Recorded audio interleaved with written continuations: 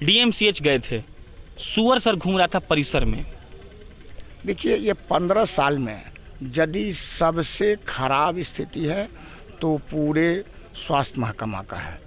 रोजगार की बात हो रही है, अशोक पेपर मिल का नाम तो सुने ही होंगे आप। निश्चित हमारे क्षेत्र में, हायाघाट क्षेत्र में, जवाब में गारंटी दीजिएगा रोजगार का। फिर हायाघाट विधानसभा क्षेत्र में एक समय था जो अशोक पेपर मिल उस इलाके का अर्थव्यवस्था कायम करता था।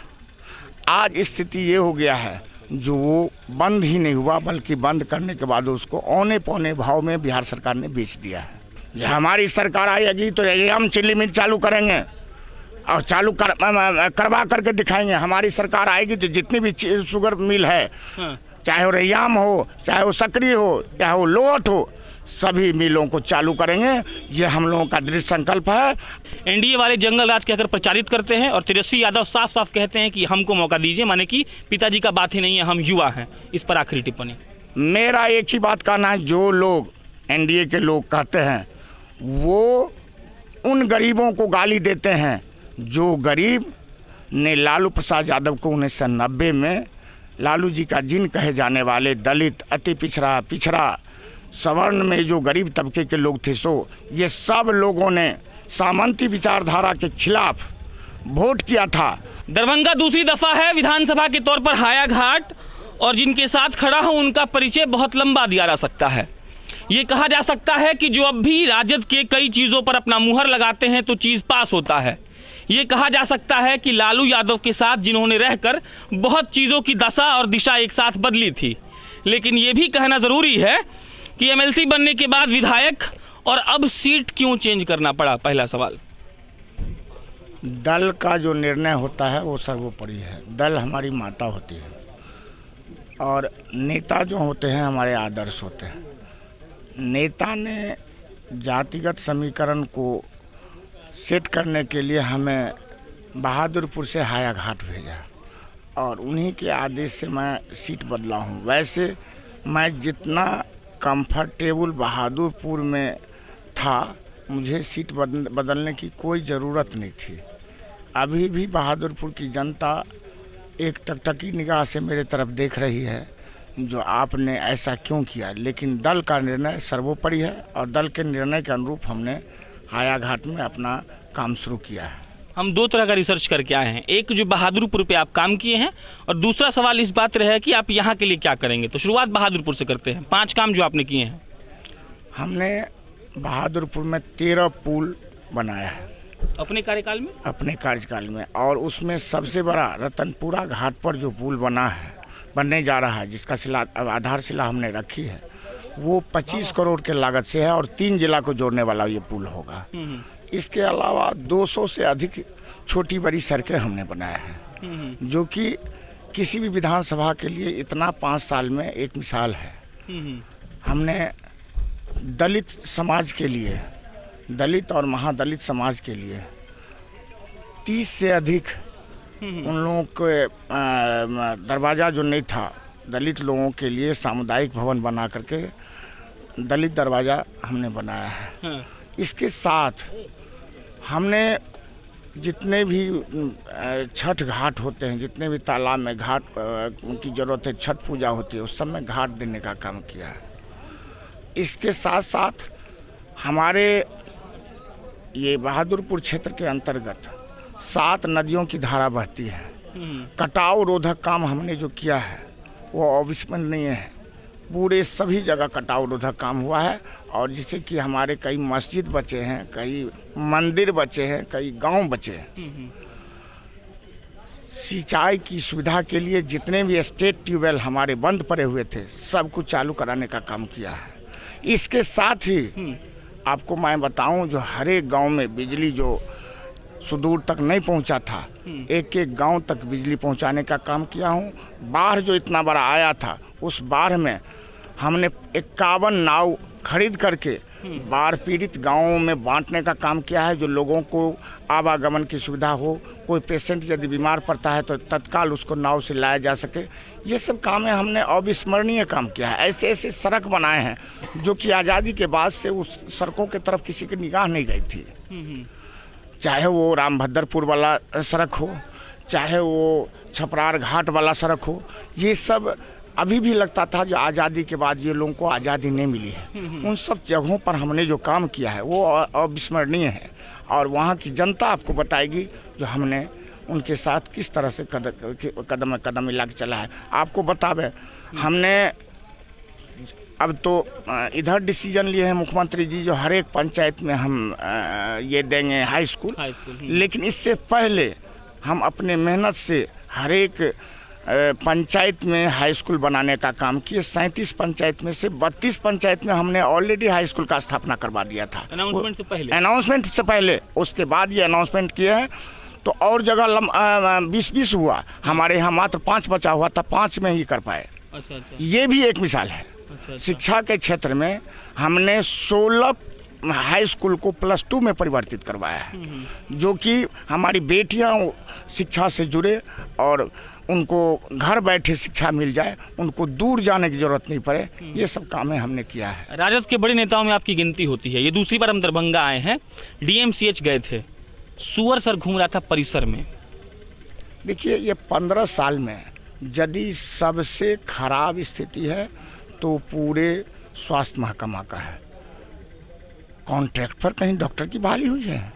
दुर्भाग्य है इस राज्य का, जो यदि आधे पेट हमारे डॉक्टर, जो कि एक डॉक्टर को बनाने में 5 करोड़ से ऊपर रुपया खर्च होता है, और उनको आप 50,000, 60,000, 70,000, 80,000 पर कॉन्ट्रैक्ट पर बहाल करते हैं तो क्या काम करेंगे?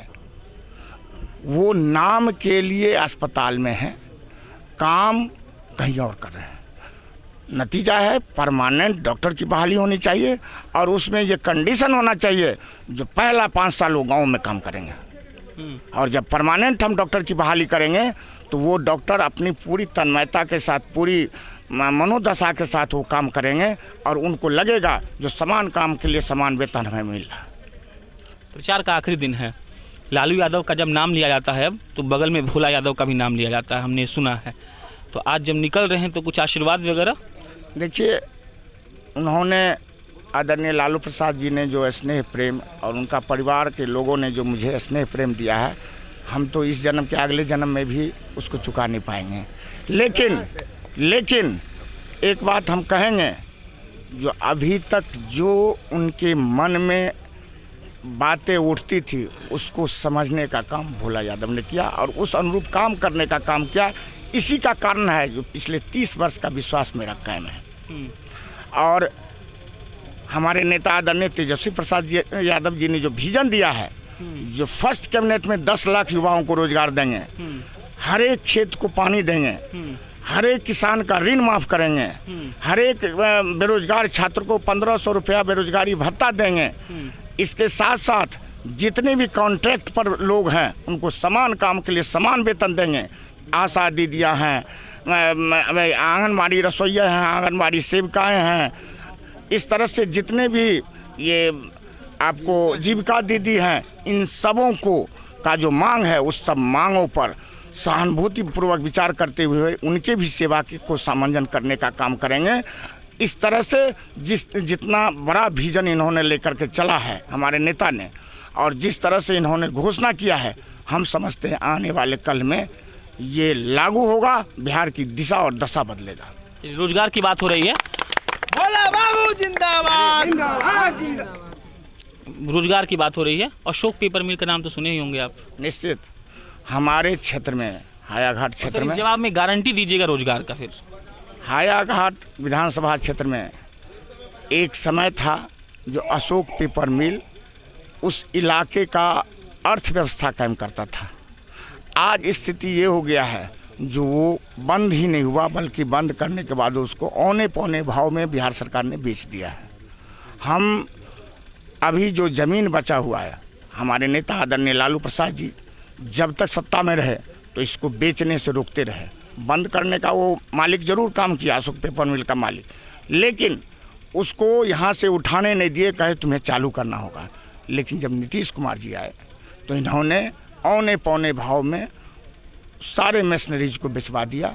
हमारे जो मजदूर थे, 2000 से ऊपर मजदूर आज भूखों सोने के लिए विवश हैं। उनका कमाया हुआ महीने का वेतन नहीं मिल पाया, लेकिन कोर्ट में लड़ रहे हैं, लेकिन उसके तरफ बिहार सरकार की, नीतीश सरकार की कोई ठोस नीति नहीं है। हमारे नेता आदरणीय तेजस्वी प्रसाद यादव जी हायाघाट के हाई स्कूल मैदान से घोषणा की, जो यदि हमारी सरकार आएगी तो ये हायाघाट अशोक पेपर मिल के नाम से नहीं सही, लेकिन पेपर मिल के नाम से जरूर पुनः चालू कराएंगे। और उस भूभाग पर जो 200 एकड़ से ऊपर का बड़ा भूभाग है, उस भूभाग पर इंडस्ट्रियल हब बनाने का काम करेंगे, जिससे वहाँ के स्थानीय लोगों को रोजगार मिलेगा और पुनः दिशा और दशा उन लोगों की बदलेगी। भोला जी, एक कन्फ्यूजन है। नीतीश जी जब पिछले चुनाव में आकर रैली कर रहे थे, वो भी यही बात बोल रहे थे। क्या गारंटी है कि आप जो बोल रहे हैं वो सही हो जाएगा? नीतीश जी कभी ये बात बोले ही नहीं। नीतीश जी ने वो आम इंडस्ट्री की बात करते हैं। हम तो कह रहे हैं हमारी सरकार आएगी तो ये हम चिल्ली मिल चालू करेंगे और चालू करवा करके दिखाएंगे। हमारी सरकार आएगी तो जितनी भी शुगर मिल है, चाहे वो रैयाम हो, चाहे वो सकरी हो, चाहे वो लोट हो, सभी मिलों को चालू करेंगे। ये हम लोगों का दृढ़ संकल्प है और उस दिशा में हम लोगों ने रोड मैप तैयार कर लिए हैं। अब बताइए, अब जहाँ से आप चुनाव लड़ रहे हैं, क्या क्या समस्या है जो आपने अभी तक महसूस कर लिया है? हमने देखा है जो यहाँ की सड़कें, यहाँ के ये संपर्क पथ सब ध्वस्त है। हमारी प्रथम प्राथमिकता होगी जो उन संपर्क पथों को दुरुस्त करना। उसके साथ साथ कई जगह नदी यहाँ भी कटाव कर रहा है, उस कटाव को रोकना। किसानों को जो फसल का उचित मूल्य है, उचित मूल्य दिलाना, बाजार दिलाना, अशोक पेपर मिल को जल्द चालू करवाना। इस तरह से और भी जो समस्याएं हैं क्षेत्र में हमने परिवहनों के दरमियान देखा है, उन सारे कामों पर हमारी प्राथमिकता रहेगी। और हम समझते हैं आने वाले 5 साल में हायाघाट जिस तरह से बहादुरपुर की दिशा और दशा बदल दिया है, उसी तरह से हायाघाट का भी दिशा और दशा दोनों बदलेंगे। एक सवाल आपको याद दिला देते हैं, समस्या आप कह लीजिएगा। आपके मिथिला में सर पलायन इतना होता है, और ये चलिए पेपर मिल का आपका वादा हम मान लेते हैं, स्मॉल स्केल इंडस्ट्रीज के लिए क्या प्लान है आपके पास? मेरा वही तो कहना है। 200 एकड़ जमीन है वहाँ। अच्छा। उसमें यदि इंडस्ट्रियल हब लगाया जाए तो हमारे लोग जो पलायन कर रहे हैं उसको पलायन की जरूरत नहीं पड़ेगी, उसको वहीं रोजगार मिलेगा। और जब रोजगार मिलेगा, चूंकि कच्चा माल सबसे बड़ी बात है, हमारे यहाँ फूड प्रोसेसिंग सिस्टम का जो इंडस्ट्री लगाया जाए तो प्रचुर मात्रा में चलेगा।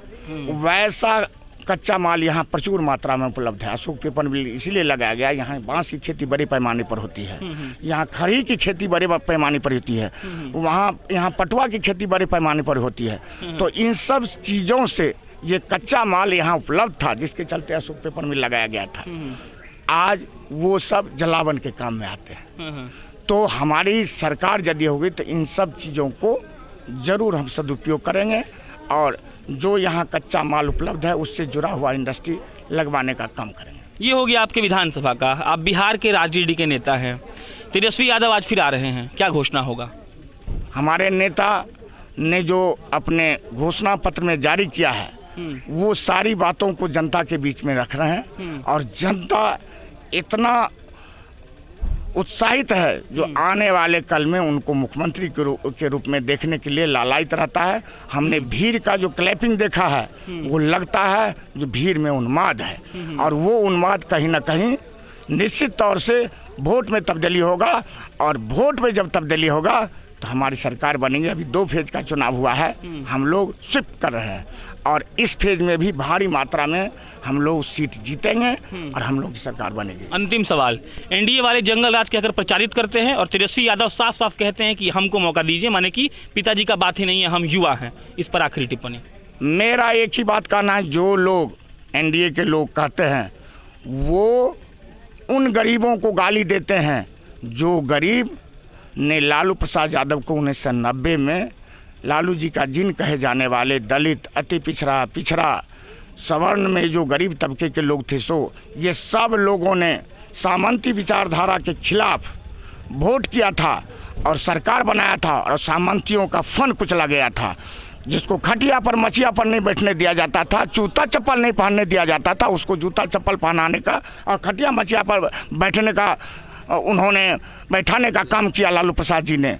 और जिसका नतीजा है उस छोट के राज को उन्होंने कहा, क्योंकि लालू जी हमारे कहा करते हैं छोट वोट का राज मतलब छोट का राज, तो वोट का राज जो होता है वही छोट का राज होता है। उस छोटे लोगों को जिनकी शक्ति, जिनको वोट नहीं दिया जाता था, स्टैंपिंग किया जाता था, जो प्रभावशाली लोग थे वो ज़बरदस्ती वोट गिरवा लेते थे, उन सब के मुंह पर तमाचा लगा है, जिसको उस गरीब गुरुओं को वो लोग जंगली कहते हैं। ये गाली है समाज के उन बैक बेंचर के ऊपर में गाली है। और मैं एनडीए को लोग को सीख देना चाहता हूँ, वो लोग अब नादान नहीं रहा, सब समझ रहा है, आपको बाय बाय टाटा कर दिया है। चलिए, तेजस्वी यादव के एक पोस्टर पर लिखा हुआ था कि सामाजिक न्याय के बाद आर्थिक न्याय, और भोला यादव जी की आखिरी टिप्पणी भी यही थी, सामाजिक न्याय यह लालू यादव ने किया था। इस पर मैं अपनी कोई टिप्पणी नहीं करूंगा। बाकी आज प्रचार का आखिरी दिन है, साहब लोग अब निकल रहे हैं, तो हम भी सोचे कि इनका साक्षात्कार कर ले। मेरा नाम प्रशांत राय है, आप जनता जंक्शन देख रहे थे, कैमरे के पीछे अमन शर्मा खड़े हैं। बहुत बहुत धन्यवाद।